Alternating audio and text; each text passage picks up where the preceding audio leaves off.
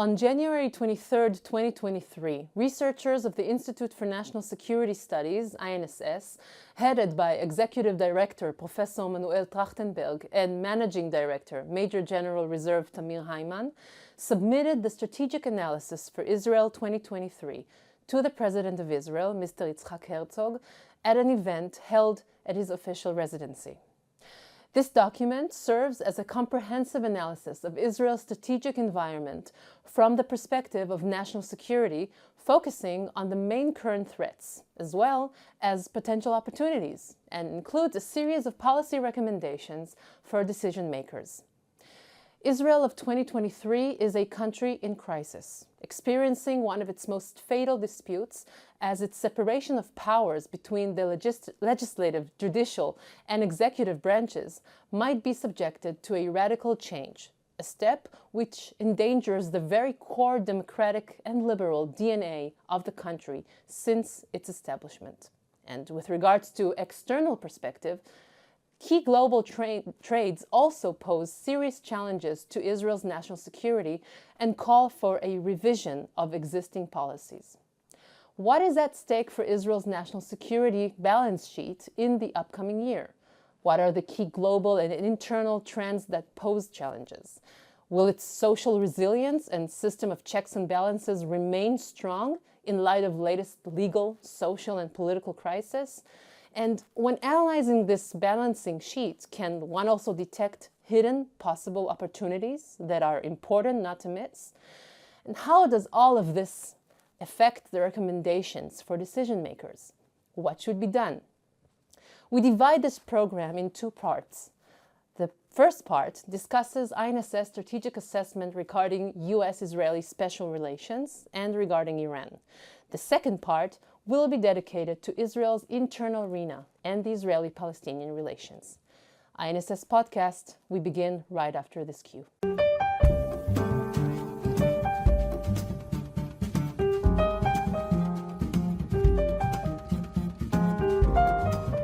Hello, ladies and gentlemen, and welcome to part one of a special program of the INSS podcast series dedicated to the INSS strategic analysis for Israel in 2023, broadcasted to you from our new studios here at the INSS Tel Aviv.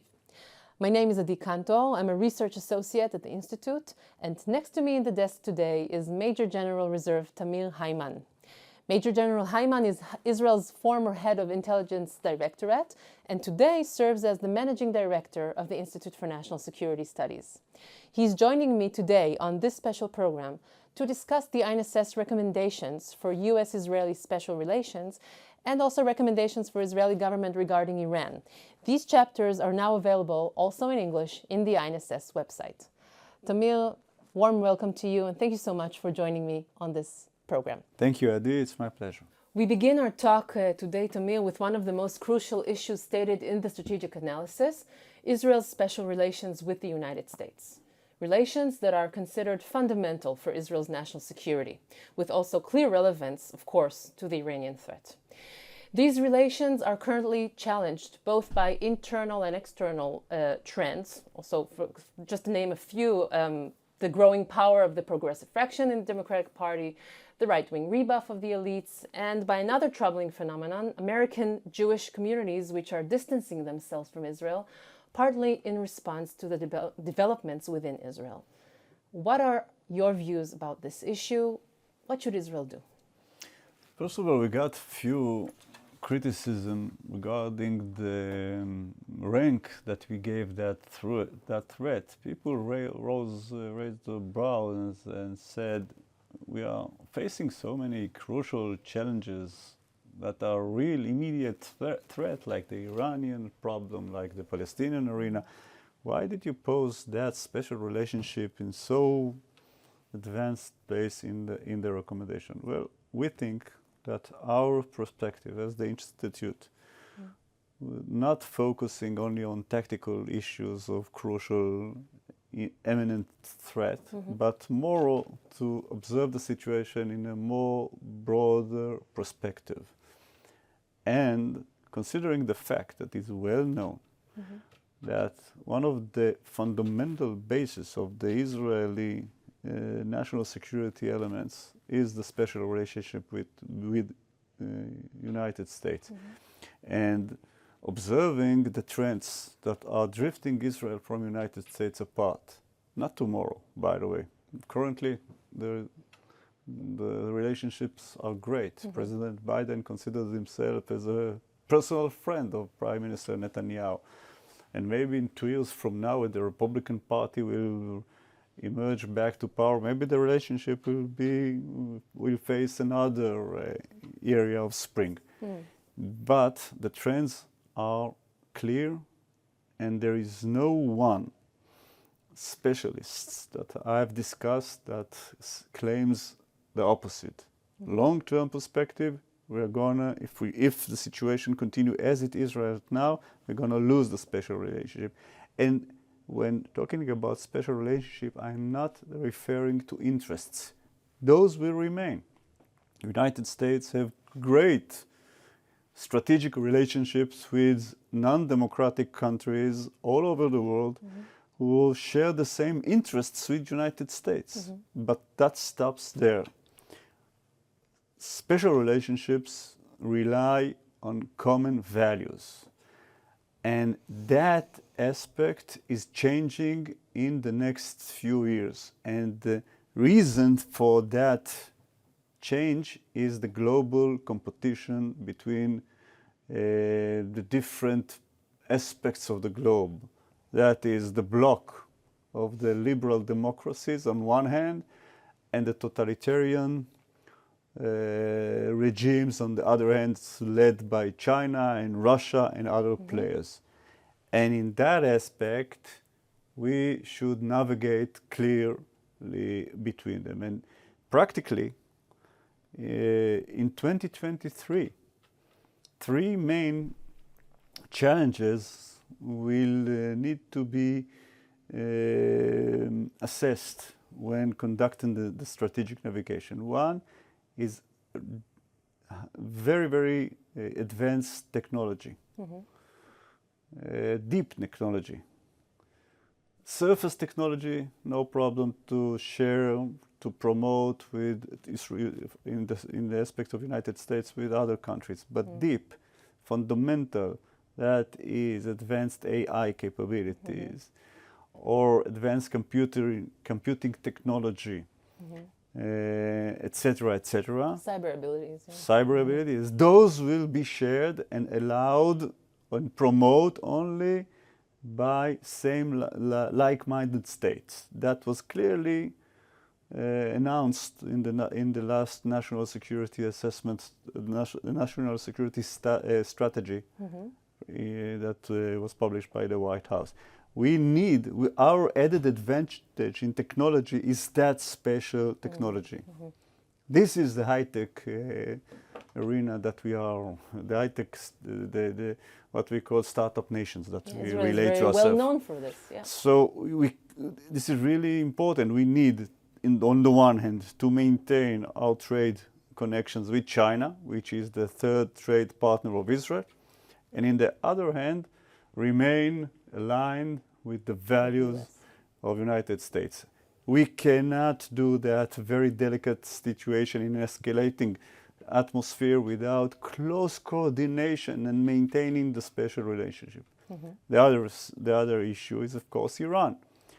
Any kind of plan B, by the way, for those who are not familiar with the term, is operational activity against Iran.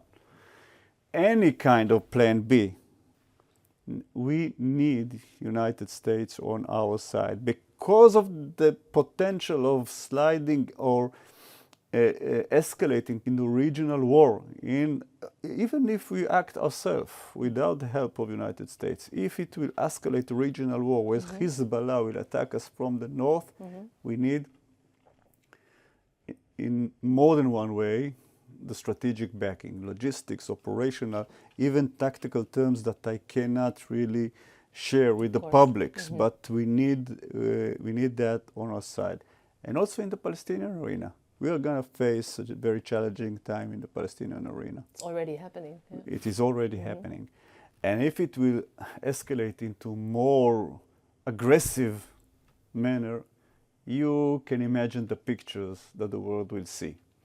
And in our times, we are not just struggling in the battlefield. We are struggling in a narrative for Rome. This is where the war really takes place. The war takes place there. And if you don't have the backing of the United States, you're going to lose the war. Sure. And we do not need to remind the veto in the National Security Council. Yeah. The fact that there is a veto really blocks all sorts of malign decisions against Israel in different aspects. Of course. So although far ahead, although long-term strategic... You see it more as a long-term Yes, we see it. Our specialists tend to give the time span of between 5 to 10 years from now. If nothing will change, we're going to lose it in 5 to 10 years from now. But in 5 years from now, if we will not act today, we'll find ourselves saying, why didn't we act 5 years ago? So we and the INSS says we need to act right now to maintain that special relationship. To preserve the relations and you say the common values. Do you see any relations with what is happening inside Israel today that is somehow influencing also the relations? Well, that's obvious, I think. You have started the conversation with addressing the crucial times that we are facing right in Israel in terms of what is commonly known as the judicial reform or the judicial revolution. Yeah. That's trend. And it's no it was no just a coincidence that soon after it was announced by Minister of Justice Levin, there was a rush of seniors from the United States, from the head of the CIA to the National Security Council to the foreign minister, and that's the State Department, of course, and they all come to snooze around and to try to understand where we are headed and are we still part of the democratic, liberal part of the world, or we are going to change. And they all, I imagine, signaled to the Prime Minister, if you do a reform, maybe it's your own decision, it's internal Israel decision. The United States will never interfere in internal terms, but do it slowly, do it with after discussions and dialogue and professional discussions. Yeah. Yes, in order to maintain reforms, because the United States is well aware of the need for doing reforms. They have done reforms over the last 200 years intensively, but through dialogue and consensus. And consensus in a very, very slow manner. The rush is really something that suspicious in their mind. Turning now to another challenge directly affecting Israel's national security, Iran. For Iran, the year 2022 was mixed, both with achievements and with challenges. The Iranian nuclear program is advancing with accelerated steps and is bringing Iran to a nuclear threshold. This step will allow the regime, if it so wishes, to complete in a short period of time the construction of an explosive device and conduct a nuclear test, and in a period of about 2 years, a nuclear warhead. Apart from this, Iran has taken an unprecedented step in clearly siding with Russia in its war with Ukraine, which has been reflected in the supply of drones and ballistic missiles. Furthermore, Iran continues its efforts to establish its influence in Syria, Iraq, Lebanon, Yemen, and the whole Palestinian arena. And also, it transfers weapons and advanced technologies to its agents and allies. Tamir, what are the INSS views on this very, very important, serious issue? What should Israel do? First of all, acknowledge the fact that the strategy so far has failed.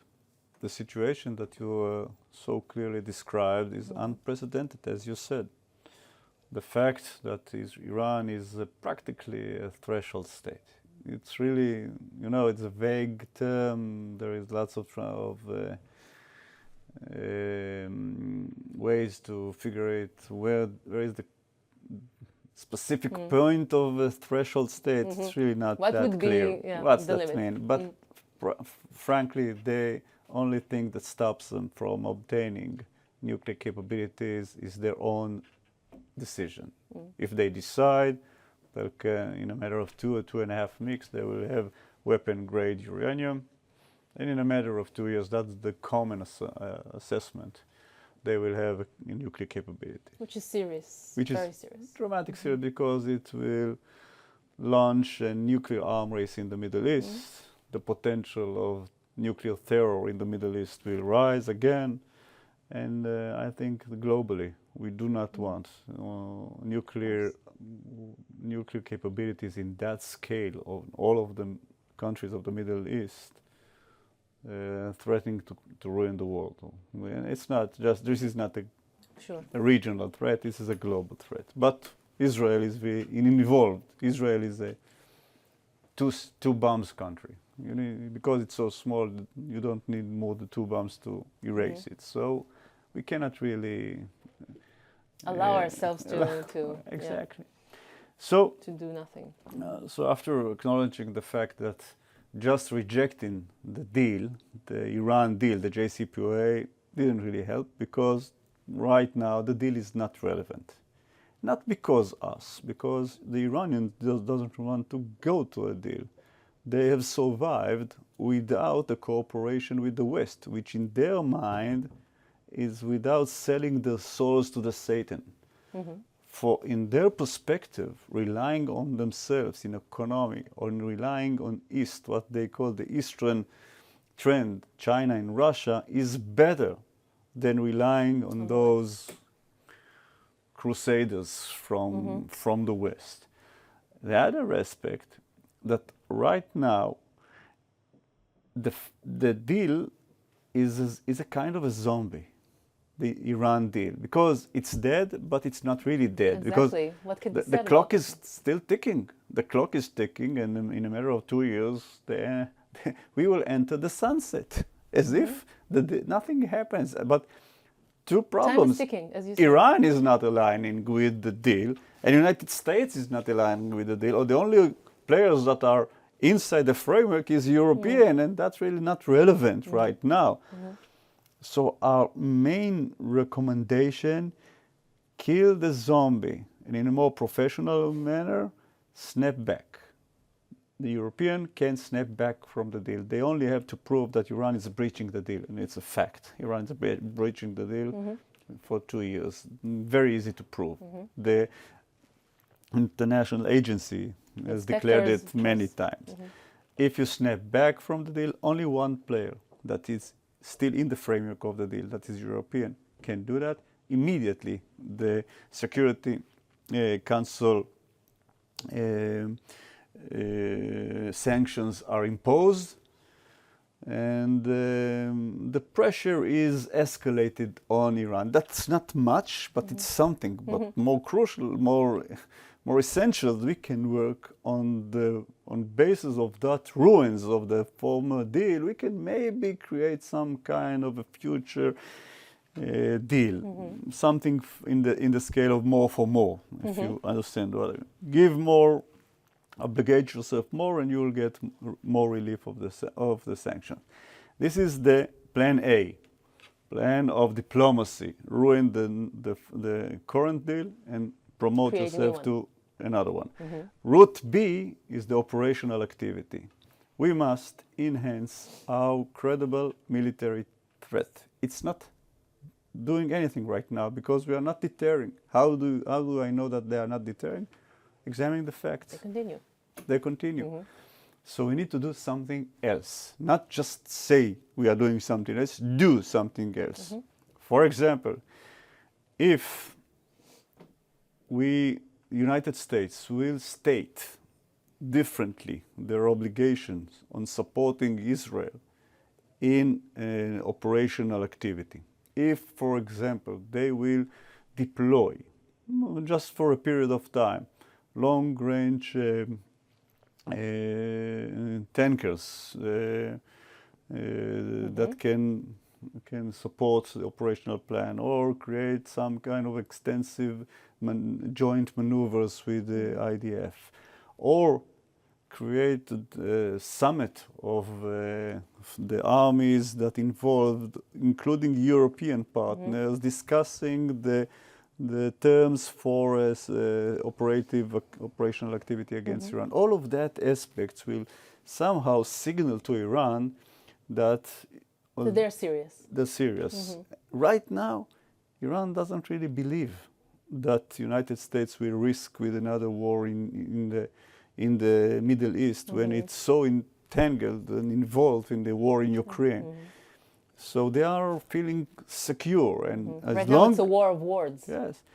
Another aspect is not to clarify so quickly operational activities in the Middle East. For example, there was some kind of rumors of mysterious explosive in a industrial area in Isfahan. Immediately, United States rushed to the media and said it's not us. Why? Why clear things up? Keep it vague. The ambiguity is kind of deterrent factor. So we need to think differently of Iran. The old concepts, the old consumptions really need to be reevaluated. Okay, with regards to Iranian presence in the northern Israel? I think in that aspect we in the Institute are more optimistic because I think the Soleimani's vision of how he sees the Middle East is really crippled dramatically. They are still continuing to build that network of terror, build the network of militias all across the Middle East, from Gaza to Syria, to Iraq, to Yemen, all over, and they still continue to fund them and send munition and try to enhance their military capabilities. It's a network. By the way, most people don't know that network is not just in the Middle East. There are Quds force present in Europe, Asia, in Africa, in Middle America. So it's not just really the problem of the Middle East. People are not aware. It's not just the Middle East aspect. They continue to support that effort, but we have achieved in our what we call operation between the wall. That's the constant strikes that we do against strategic weaponry and transition of arms in the Middle East. We have crippled that effort into a measure that is really not crucial threat. A threat that we can handle. We can manage that risk.